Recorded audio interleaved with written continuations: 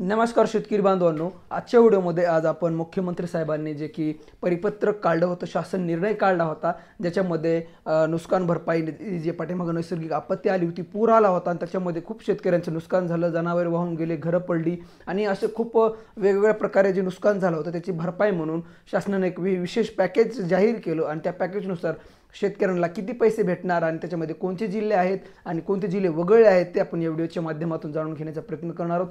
शेतकरी बांधवांनो, चॅनलवर नवीन असाल तर व्हिडिओला लाईक करा, चॅनलला सबस्क्राईब करा आणि घंटा वाजवायला अजिबात विसरू नका, कारण की जे नवीन अपडेट असतील ते तुमच्यापर्यंत पोहोचण्यासाठी मदत होऊन जाते। तर आपण वेळ न घालवता या व्हिडिओला सुरुवात करूया। तर शेतकरी बांधवांनो, जे की गेल्या 15 दिवसाखाली पुराची स्थिती झाली, त्याच्यामध्ये जनावरे वाहून गेली आणि घरं पडली आणि याच्या व्यतिरिक्त जी की जमिनीमधली मातीसुद्धा वाहून गेली, असे काही नुकसान झाले जे की नैसर्गिक आपत्ती होती।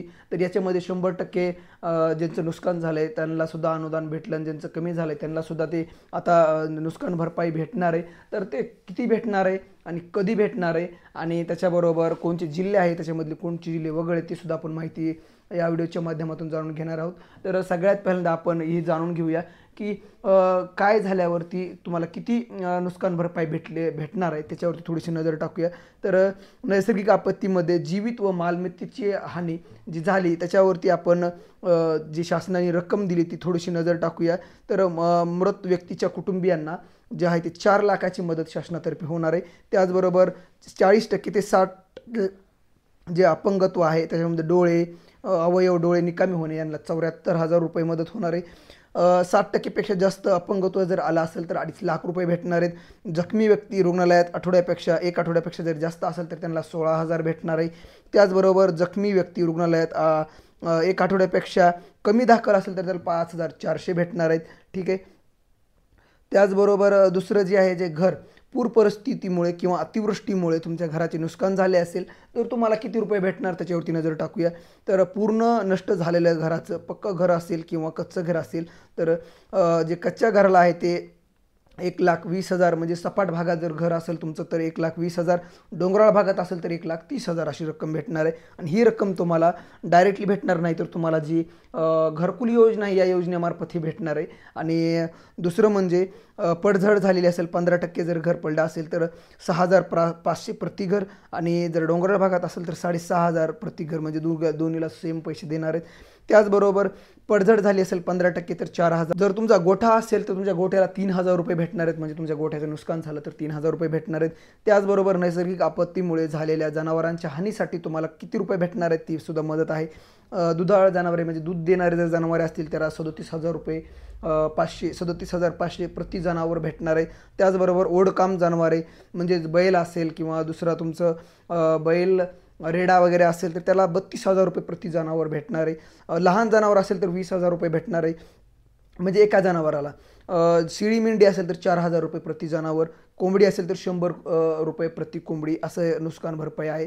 त्याचबरोबर जर पिकाचे नुकसान झाले असेल तर जिरायती 8,500 रुपये, बागायती असेल तर 17,000 रुपये, बहुवार्षिक पीक असेल तर 22,000 रुपये प्रति हेक्टर 3 हेक्टर।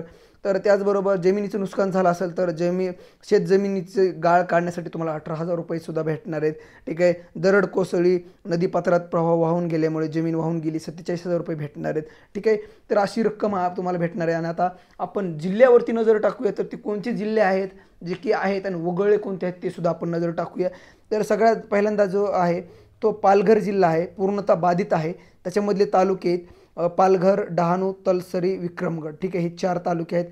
नाशिकमध्ये त्याच्यामध्ये कळवण, देवळा, इगतपुरी जी तालुके आहेत त्याच्यामध्ये मालेगाव, निफाड, नांदगाव, सटाणा, दिंडोरी, सुरगाणा, नाशिक, त्र्यंबकेश्वर, पेठ, सिन्नर, चांदगड, येवला 15 तालुके आहेत जे की नाशिक जिल्ह्यामध्ये आहेत। धुळेमध्ये किती आहेत? धुळे, साक्री, शिंदखेडा आहेत 3 आहेत। जळगावमध्ये 13 आहेत, अहिल्यानगरमध्ये 14 आहेत, पुण्यामध्ये 2 आहेत, सोलापूरमध्ये 11 आहेत, सांगलीमध्ये 10 आहेत, साताऱ्यामध्ये 8 आहेत, कोल्हापूरमध्ये 8 आहेत, संभाजीनगरमध्ये 9 आहेत। ठीक आहे। त्याचबरोबर जालन्यामध्ये सुद्धा 8 आहेत, बीडमध्ये सुद्धा 11 आहेत, लातूरमध्ये 10 आहेत, धाराशिवमध्ये 8 आहेत, नांदेडमध्ये 16 आहेत, परभणीमध्ये 9 आहेत, हिंगोलीमध्ये 5 आहेत, बुलढाण्यामध्ये 13 आहेत, अमरावतीमध्ये 14 आहेत, अकोल्यामध्ये 7 आहेत, वाशिममध्ये 6 आहेत, यवतमाळमध्ये 16 आहेत, वर्धामध्ये 8 आहेत, नागपूरमध्ये 13 आहेत, भंडाऱ्यामध्ये 7 आहेत, गोंदियामध्ये 8 आहेत, चंद्रपूरमध्ये 14 आहेत, गडचिरोलीमध्ये 12 आहेत. ठीक आहे.